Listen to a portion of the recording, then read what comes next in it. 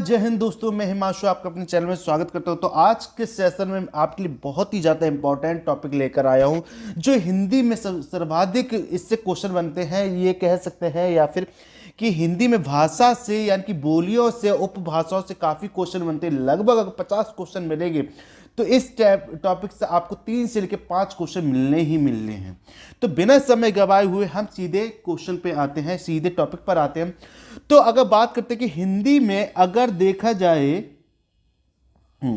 हिंदी की बात करते हैं, तो हिंदी में एक टॉपिक है भाषा, जिसको हम लोग समझेंगे। और भाषा से ही निर्माण होता है उपभाषा का, और भाषा से ही उपभाषा से बनती हैं बोलियां। ठीक है, और भाषा से ही बनती है बोलियां। तो इस टॉपिक को मैं बड़ा अच्छे से कवर करूंगा। तो सबसे पहले समझने का प्रयास करेंगे कि भाषा क्या होती है।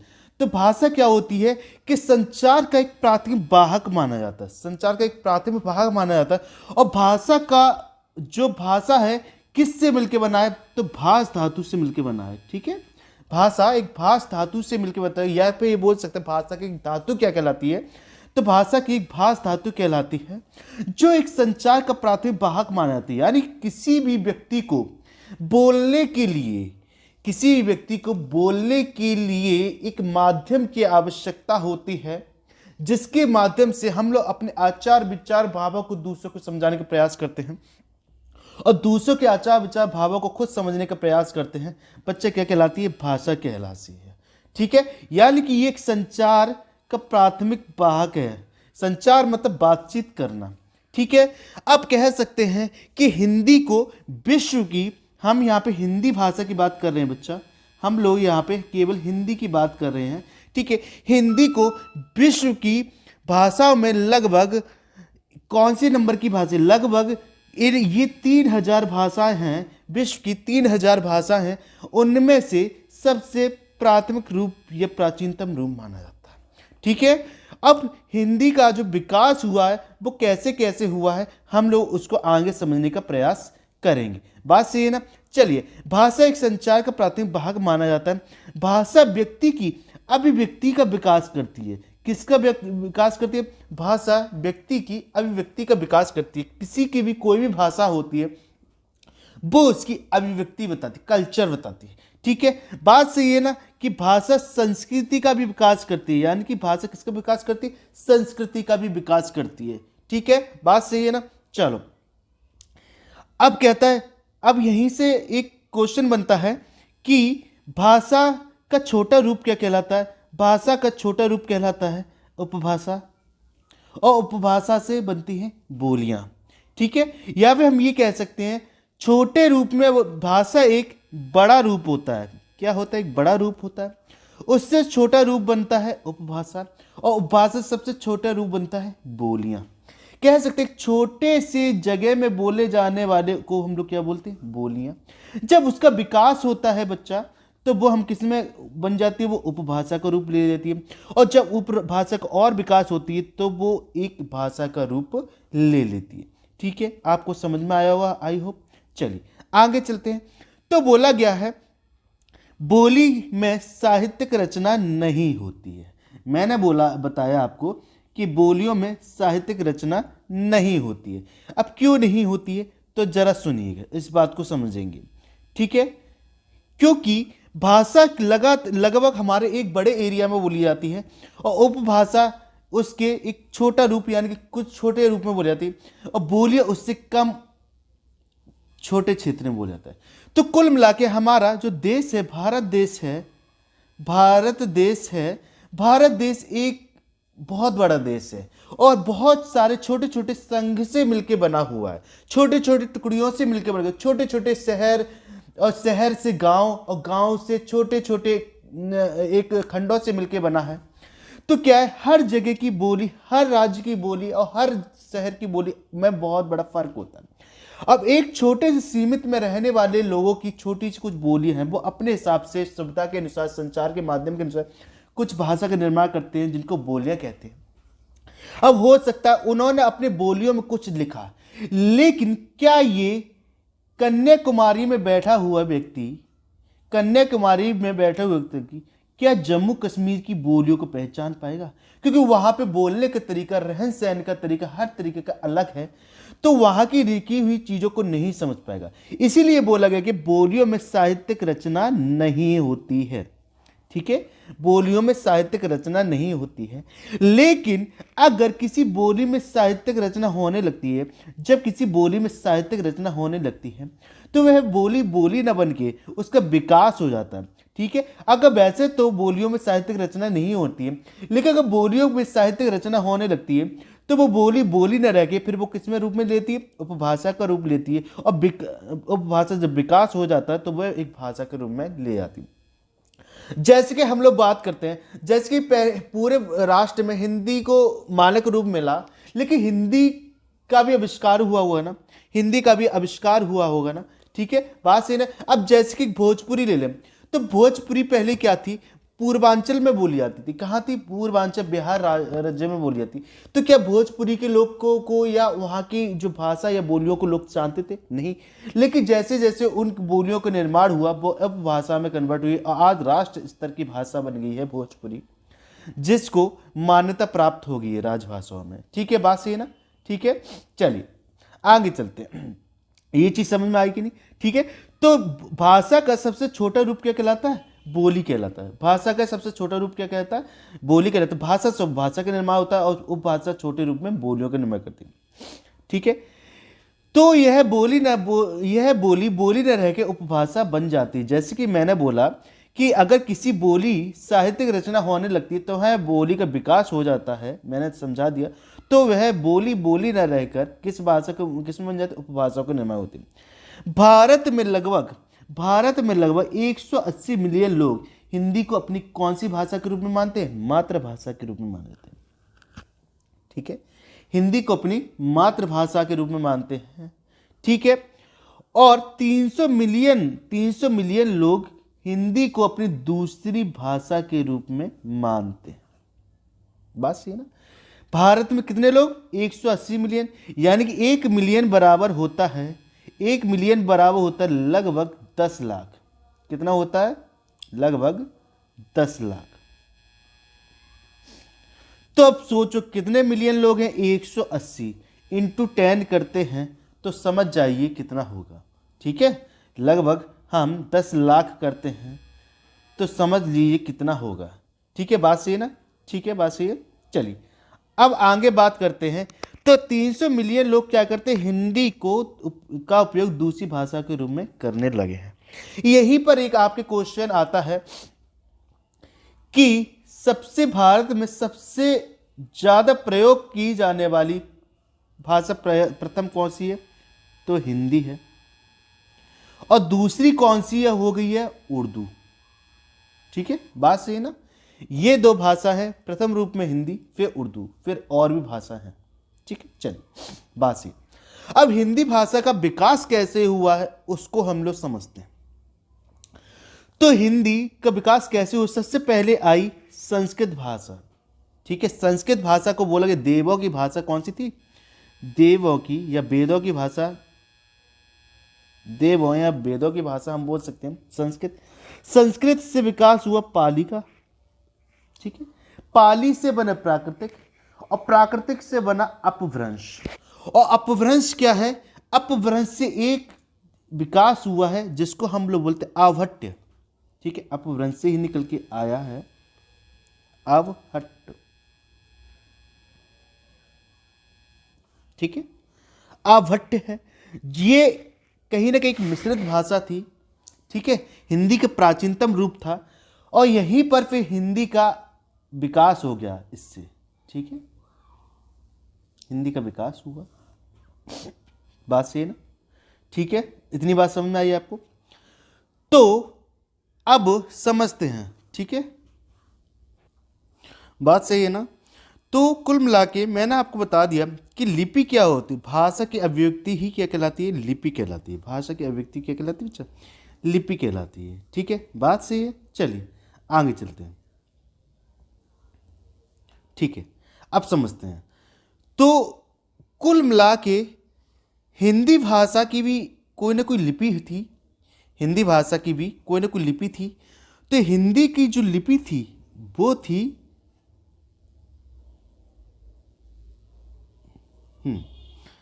देवनागरी लिपि। कौन सी लिपि बोलेंगे? देवनागरी लिपि बोलते हैं। कौन सी लिपि? देवनागरी। ठीक है, देवनागरी लिपि हिंदी की लिपि होती है। तो हिंदी का विकास कैसे हुआ मैंने आपको बता दिया। संस्कृत से पाली, पाली से प्राकृतिक, प्राकृतिक से अपभ्रंश और फिर अपभट्ट के माध्यम से हिंदी का प्राचीनतम रूप अपनाया गया। ठीक है, अब हिंदी को इन्होंने कैसे किया डिफाइन, जरा वो समझते हैं। ठीक है, बात सही ना। तो हिंदी को ये है, एक साइड हिंदी का मिश्रित रूप मिलता है और दूसरे संस्कृत, प्राकृतिक, फारसी और फिर उससे क्या, फारसी से क्या बनी, उर्दू का निर्माण हुआ। ठीक है, तो बोलता है हिंदी प्राकृतिक तथा अपभ्रंश के माध्यम से संस्कृत की सीधी वंशज है। हिंदी प्राकृतिक अपभ्रंश के माध्यम से हिंदी की सीधी वंशज है। तो जो सबसे ज़्यादा इधर इंपॉर्टेंट क्वेश्चन बनते हैं जो आपके एग्जाम में पूछे जाते हैं, यूपी पुलिस के एग्जाम में पूछे जाएंगे, तो पूछा गया है कि हिंदी की जननी किसे कहा जाता है। हिंदी की जननी, तब आप क्या लगाएंगे कि संस्कृत। अगर बोला जाता है हिंदी की जननी किसको कहा जाता है, तो बोलेंगे संस्कृत। अगर बोलेंगे हिंदी का विकास किससे हुआ, तो किससे हुआ, तब आप लगाएंगे अपभ्रंश। ठीक है, यह हिंदी की जननी किसे बोला जाता है, तो संस्कृत। और हिंदी का विकास किससे हुआ, तो अपभ्रंश। ठीक है, यह वंशज पूछ लिया तो संस्कृत, पाली, प्राकृतिक, अपभ्रंश के माध्यम से हिंदी को अपनाया गया। इतनी बात समझ में आएगी ना। चलिए आगे चलते हैं। तो एक राहुल संकृत्यायन एक टाइप से बहुत ज्यादा महान व्यक्ति थे जिन्होंने पूरे बोल सकते भारतवर्ष का भ्रमण किया। ठीक है, तो है राहुल संकृत्यायन के। वैसे अगर हम देखा जाए तो हिंदी को लगभग 10वीं शताब्दी में माना गया है। ठीक है, कब माना गया, लगभग 10वीं शताब्दी के रूप में माना गया कि हिंदी का आविष्कार हुआ 10वीं शताब्दी। इतना बोला कि हिंदी का आविष्कार का पूछा जाता है तो आप लिखेंगे 10वीं शताब्दी में हिंदी का आविष्कार हो गया था। ठीक है, 10वीं शताब्दी में हिंदी का आविष्कार हुआ था। लेकिन एक थे महान व्यक्ति राहुल संकृत्यायन के अनुसार हिंदी को कब माना गया है कि हिंदी को 10वीं शताब्दी नहीं, सदी, यहाँ पे सदी जोड़ेंगे, कि हिंदी का जो वैसे माना गया हिंदी का 10वीं सदी बोला गया है। ठीक है, लेकिन राहुल संकृत्यायन के अनुसार इनको 8वीं सदी में माना गया है कि हिंदी का आविष्कार या हिंदी की शुरुआत 8वीं सदी की हुई। अब इसी के साथ सर्वप्रथम एक अंग्रेज एक प्रशासनिक अधिकारी थे, जिनका नाम था जॉर्ज अब्राहम ग्रियर्सन। ठीक है, ये बहुत बड़े माने जाते हैं। ठीक है, जॉर्ज अब्राहम ग्रियर्सन, जिन्होंने 1927 ईस्वी में एक बुक लिखी है अपना, जिसमें हिंदी का इन्होंने पूरा भ्रमण किया और ये घूमने आए थे प्रशासनिक अधिकारी। इन्होंने हर जगह जाके बोलियों का इन्होंने अपनी बुक में, एक किताब में बोलियों के हर भाषा, हर देश, मतलब हर राज्य की, हर जगह की छोटी छोटी बोलियों के बारे में समझा, देखा, परखा और उनको अपनी बुक में लिखा। तो उस बुक का नाम जरूर पूछ लिया जाता है, तो उस बुक का नाम है अ लिंग्विस्टिक सर्वे ऑफ इंडिया। क्या है? अ लिंग्विस्टिक सर्वे ऑफ इंडिया में इन्होंने हिंदी की भाषाएं, उपभाषाओं का वर्णन किया गया है। ठीक है, हिंदी की उपभाषा और बोलियों का वर्णन किया गया है।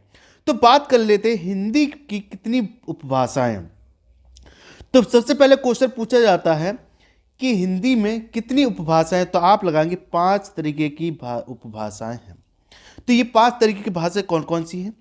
तो सबसे पहले पूर्वी हिंदी आती है। सबसे पहले कौन सी हिंदी आती है? पूर्वी हिंदी आती है। ठीक है, कौन सी? पूर्वी हिंदी। दूसरी बिहारी हिंदी, तीसरी पश्चिमी हिंदी, चौथी राजस्थानी हिंदी और फिर पहाड़ी हिंदी। ठीक, पूर्वी हिंदी को हम लोग अर्धमागधी या अपभ्रंश कहते हैं। अर्धमागधी या अपभ्रंश कहते हैं। बात सही ना? पूरब की ओर, मतलब पूरब में पड़ता बिहार, पूरब में बिहार पड़ता है और बिहार को पूरब की साइड को बोला गया है, तो ये लगभग आपने कानपुर साइड से निकल जाते हैं मिड बिहार तक को, उसको पूरब में मान लिया है। पूर्वी हिंदी बोली जाती है यहाँ पे, क्योंकि बिहारी हिंदी तो अलग ही है, यहाँ पे पूर्वी हिंदी बोली जाती है। तो पूर्वी में अर्ध मागध, अब बिहार का प्रांत है मगध प्रांत, जो बहुत प्रचलित है अपने समय में, एक बहुत विशालकाय साम्राज्य बोला जाता था, मगध साम्राज्य। ठीक है, तो पूर्वी हिंदी क्या अर्ध मागधी बोलते हैं, इसको अपभ्रंश बोलते हैं। बिहारी हिंदी मगध पूरा प्रांत है तो इसको मगधी बोलते हैं। और पश्चिमी हिंदी सौर सेनी बोलते हैं। राजस्थानी हिंदी को भी सौर सेनी बोलते हैं। और पहाड़ी हिंदी को में खस, सौर सेनी और अपभ्रंश का रूप देखने को मिलता है। ठीक है, पहाड़ी हिंदी में खस, सौर सेनी और अपभ्रंश का रूप देखने को मिलता है। तो बच्चा इस चीज को विशेष ध्यान रखें। अब सबसे पहले शुरुआत करते हैं, हम पश्चिमी हिंदी की शुरुआत करते हैं। ठीक है, तो पश्चिमी हिंदी को हम लोग क्या है, सौर सेनी बोलते हैं। ठीक है, अब पश्चिमी हिंदी में कौन कौन सी आती है, तो खड़ी बोली बोली जाती है, बोली करेंगे ना, खड़ी बोली बोली जाती है, ब्रज भाषा होती है, कन्नौजी होती है, बुंदेली होती है और बांगरू होती है। तो ये किस किस एरिया में, किस किस जगह पे, किस किस स्थान पे बोली जाती है खड़ी बोली, उन स्थानों का वर्णन किया है, क्योंकि ये आपसे स्थान विशेष जरूर पूछते हैं। बात सही है। चलिए, तो पहले चलते खड़ी बोली। तो खड़ी बोली किस किस जगह बोले जाते हैं, तो दिल्ली, मेरठ, बिजनौर और सहारनपुर, इस एरिया में बोला जाता है। कौन कौन सा, दिल्ली, मेरठ, बिजनौर और सहारनपुर, इस जगह खड़ी बोली बोली जाती है। बात सही ना। सहारनपुर में एक और भाषा बोली जाती है जिसको हम लोग बोलते हैं कौरवी। ठीक है, एक वो बोली बोली जाती है जिसको हम लोग बोलते हैं कौरवी। बात सही। अब ब्रज भाषा कहाँ कहाँ बोली जाती है, तो वो ब्रज भाषा, ब्रज की यानी कि ब्रज भूमि, और ब्रज भूमि कहाँ है, मथुरा और आगरा में बोली जाती है। बात सही ना। अब कन्नौजी आती है, तो कन्नौज समझ लीजिए, कन्नौजी किससे बनी है, कन्नौज से ही। कन्नौज में जो भाषा बोली जाती है वो कन्नौजी भाषा है। बुंदेली कहाँ पे बोली जाती है, जो एक मध्य प्रदेश और उत्तर प्रदेश का एरिया है, जिसको हम लोग छतरपुर साइड का पड़ता है, जो मध्य प्रदेश उत्तर प्रदेश की एक टाइप से एरिया पड़ता है, वहाँ पे बुंदेली बोली जाती है। ठीक है, ये बहुत ज़्यादा क्वेश्चन पूछा गया, इसको इसलिए स्टार लगा देंगे। ठीक है, चलिए आगे बांगरू बोली जाती। बांगरू क्या है, रोहतक और हरियाणा में बोली जाती है, हरियाणा। ठीक है, हरियाणा साइड में बोली जाती है। और हरियाणा में एक और भाषा बोली जाती है हरियाणवी, इसको भी विशेष ध्यान रखेंगे। तो ये चीज समझ में आएगी। तो ये थे पश्चिमी हिंदी में बोले जाने वाले। अब बात करते हैं राजस्थानी हिंदी में कौन कौन सी बोलियां आती हैं, उनको समझ लेते हैं। तो जयपुरी बोली जाती है जयपुर में। निवाड़ी बोली जाती है लगभग मालवा और उज्जैन साइड में, जो बोली जाती है, निवाड़ी लोग रहते हैं तो निवाड़ी बोली जाती है। ठीक है, मारवाड़ी बोली बोली जाती है आपको जयपुर और बीकानेर में। अब देखो, जयपुर में दो बोली बोली जाती है, एक तो जयपुरी बोली जाती है मारवाड़ी, और हिंदी तो हर जगह बोली जाती है क्योंकि ये हिंदी का ही एक रूप है। ठीक है, फिर भीली प्रजाति। भीली प्रजाति कहाँ सबसे ज्यादा पाई जाती है, मध्य प्रदेश में, राजस्थान और गुजरात के बॉर्डर या इस जगह पाई जाती है। तो राजस्थान, मध्य प्रदेश और गुजरात में बोली जाती है। तो ये कौन सी थी, राजस्थानी हिंदी की बात कर रहा है। बात सही ना। चलो बच्चा आगे चलते हैं। पूर्वी हिंदी में कौन कौन सी बोली बोली जाती है, इनको समझ। अवध, अवध प्रांत। अवध प्रांत आपको जानते हैं, अवध एक मगध प्रांत था, एक अवध प्रांत था। अवध से एक ट्रेन भी चलती है, अवध एक्सप्रेस। ठीक है, जो लखनऊ से ही चलती है, और लखनऊ का पुराना नाम भी था, वो अवध ही नाम से बोला जाता था। ठीक है, अवध प्रांत। ठीक है, चलो ठीक है। तो अवधी कहाँ बोली जाती है, लखनऊ में बोली जाती है। बहुत लाजवाब एक तहजीब वाली बोली होती है जो लखनऊ में बोली जाती है। बघेली, रीवा, और रीवा कहाँ का जगह है, ये मध्य प्रदेश और उत्तर प्रदेश के जो बॉर्डर है वहाँ पे है, उस बॉर्डर पे पाया जाता है। ठीक है, छत्तीसगढ़ी बोली जाती है रायपुर। ठीक है, छत्तीसगढ़ी क्या बोली जाती है, रायपुर। बच्चा रामपुर नहीं है, ये रायपुर है। ठीक है, ये रायपुर है, इसको रायपुर बोलेंगे। ठीक है, या है बच्चे, या। ठीक है, रायपुर, और यहाँ पे एक छत्तीसगढ़ या रायपुर जो छत्तीसगढ़ का है, ठीक है, बात सही है। चलिए अब बिहारी हिंदी को हम लोग क्या बोलते हैं, मगधी हिंदी बोलते हैं, मगधी, ये मगध प्रांत है, ठीक है, मगधी यहाँ पे बोली जाती है। तो वहाँ पे सबसे प्रचलित भाषा है भोजपुरिया बोलते हैं। तो भोजपुरिया कहाँ कहाँ पे पूर्वी हिंदी प्रदेश, पूर्वी उत्तर प्रदेश और बिहार प्रांत में बोली जाती है। मगधी गया है, ये क्या है, गया, ठीक है, गया में बोला जाता है, ठीक है। मैथिली दरभंगा साइड बोली जाती है। तो ये कौन सी हिंदी हुई, बिहारी हिंदी का प्रयोग किया जाता है। आगे बात करते हैं पहाड़ी हिंदी। तो पहाड़ी हिंदी कहाँ कहाँ बोली जाती है समझते हैं। पहाड़ी हिंदी का विकास खस, सौरसेनी और अपभ्रंश का रूप देखने को मिलता है। खस, सौरसेनी और अपभ्रंश रूप देखने को मिलता है। तो कुल्लुई एक भाषा है, कुल्लू बोली है, ये कुल्लू और मनाली में बोली जाती है, ठीक। एक गढ़वाली है, तो गढ़वाल, टेढ़ी गढ़वाल जो उत्तराखंड में पड़ता है, टेढ़ी और गढ़वाल ये उत्तराखंड में पड़ता है। कुमायून अल्मोड़ा नैनीताल, उत्तराखंड में जो नैनीताल और अल्मोड़ा पड़ता है, ठीक है, हल्द्वानी के आसपास। आगे चलते हैं, हल्द्वानी से एक अल्मोड़ा की साइड रास्ता चली जाती है, दूसरी रास्ता नैनीताल की साइड को चली जाती है हल्द्वानी से, ठीक है, बात सही है ना। तो ये हमारी जो बोलियां थी ये आपके एग्जाम की दृष्टि से बहुत ज़्यादा इंपॉर्टेंट थी, ठीक है, बात सही ना, एग्जाम की दृष्टि से बहुत ज़्यादा इंपॉर्टेंट थी। तो इनसे क्वेश्चन जरूर बनते हैं, तो इनको हम लोग आज विशेष रूप से ध्यान रख लेंगे और इनको समझ लेंगे, ठीक है। चलो आज के लिए फिलहाल में इतना ही, धन्यवाद।